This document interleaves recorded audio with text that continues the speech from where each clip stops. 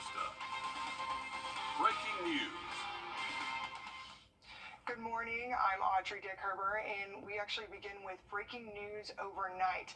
A man opened fire into a crowd of people on Broad Street. According to Richmond County Sheriff's Office, deputies say they responded to the 10th block of Broad Street around 1 a.m. That's when they say they found a man with an assault rifle who had opened fire into the crowd. Police say they aren't sure how many people were hit with the gunfire. Deputies say they then shot back at the suspect, hitting him. The suspect was then taken to a local hospital, according to Sheriff's Office, and we're working to get more information on that, and we'll have more for you later. But now another story we're following is our weather. So what is our weather looking like for us this weekend? For plans this weekend, only a 30% chance of rain on Monday. Rain chances do go up a little bit toward the end of the week as another front moves into the area. I have all the details on that forecast, but the weekend is looking good. Thanks for that. And Augusta University is one step closer to welcoming their new president. The Board of Regents has spoken, and Dr. Russell Keene is set to follow Dr. Brooks Keel, who is retiring at the end of the month. Dr. Keene is Executive Vice President for Administration and Chief of Staff for the President at AU. Hallie Turner got the chance to talk with one of the regents behind the decision. Regent Jim Hull is chairman of the Presidential Search Committee. He tells me when it comes to making a final decision on who will fill Dr. Keel's shoes, as long as he's been on the Board of Regents, there's never been a sole finalist candidate that did not become president. Dr. Russell Keene is no stranger to Augusta University. Russell Keene has the experience at Augusta University, and that certainly meant a lot to everybody that he could continue start the first day. But the decision from the Board of Regents making him the sole finalist for president at AU was not easy. He interviewed a lot of different candidates, probably in the 60s, and these candidates were highly qualified, outstanding people, each and every one. This was a national search. A search that led them right back to this campus. So what makes Dr. Keene stand out? Holt says it's his knowledge of Augusta, 2 decades in higher education, and the drive for growth. He understands the staff. He's instrumental and integral to Wellstar Health System's operation of the clinical enterprise and how to collaborate with Wellstar. And like the university, Holt says Keene is well poised to meet future challenges and grow the university. It's a challenge of how much they can contribute to the health sciences education and to our workforce. Now, sometime within the next 5 days, the Board of Regents will vote and make this official, but we can tell you the next president of AU will come from this very campus. A 911 call is just released from a car crash involving a car that police say was driving the wrong direction on Riverwatch Parkway. Hit my car, man. He did hit you? He like to, right? That's where I hit the wall. I'm now. Reports show 24-year-old William Hawkins was driving west on the eastbound lane, coming around a curve. State Trooper Zachary Wheeler was driving east in the right lane, going around that same curve.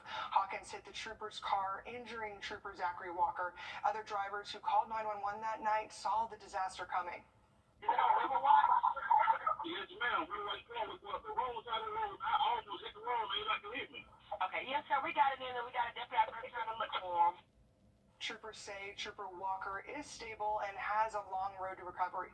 We don't know Hawkins' condition, and his alcohol test is pending. A Washington County deputy is undergoing surgery after he was seriously injured. Responding to a request for backup, deputies say the deputy was responding to a chase when they lost control of their car and hit a tree. It happened Monday night on State Route 24 near Ridge Road in some heavy rain. First responders say the deputy was trapped inside the car and they had to cut him out. Georgia State Patrol is investigating. Plans to add a boat dock to Riverside Village in North Augusta are delayed because of an issue with the riverbank. Last November, North Augusta City Council approved nearly $1 million to go towards the project between SRP Park and the Sharon Jones Amphitheater. Alyssa Lyons has a closer look at the problem and the timeline of when we could see it finished. Hey, this is a big project that just hit a delay. Here's what it's supposed to look like along the Savannah River in North Augusta, but that's not what you'll see if you go out and take a look. This is as far as they got before realizing something was wrong.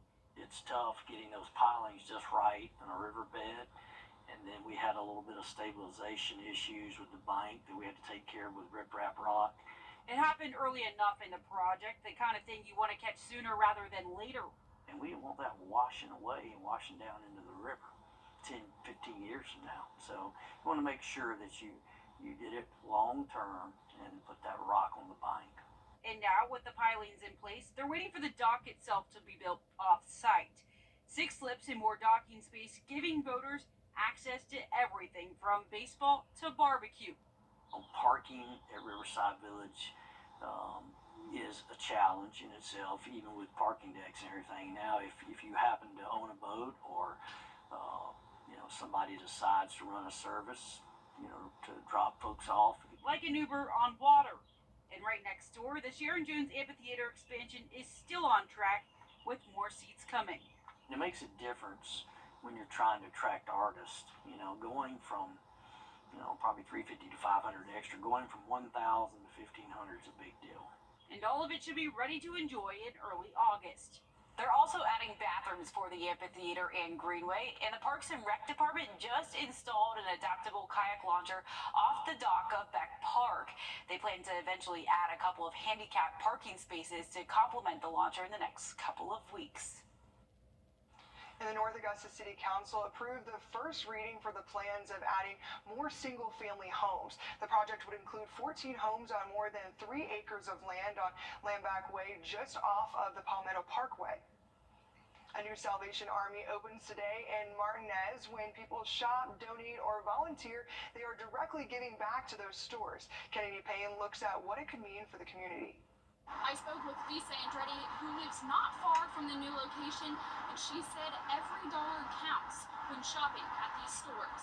I think there's a big need for this here. We have a lot of people that want to save money on children's clothing, back to school supplies. The Salvation Army accepts donations and resells them at a lower price for those who may not have access to them. The proceeds go to the Center of Hope, which is Augusta's largest shelter, helping people experiencing homelessness. Yanalise Vialta is with the Salvation Army. She says this helps a large group of people in the Augusta area. If you drive down the road at any time in Augusta, you'll probably run into someone who is asking for money. And so for us, it is really big for people to know that when they shop at one of our stores, they are directly combating homelessness in the Augusta area. This year, the Salvation Army is already on track to donate more money to the Center of Hope than last year.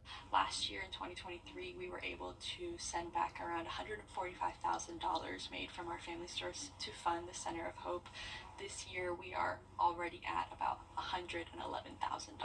As for Lisa, she has already made some donations. Every time I've donated, everyone here has been very nice. It's been very well organized and clean. My whole family is excited about the opening of the Salvation Army here, and we all plan to be here Saturday. They are taking donations for all items, of course, but they do see a greater need for kitchenware and appliances. In Columbia County, Kennedy Payne on your side.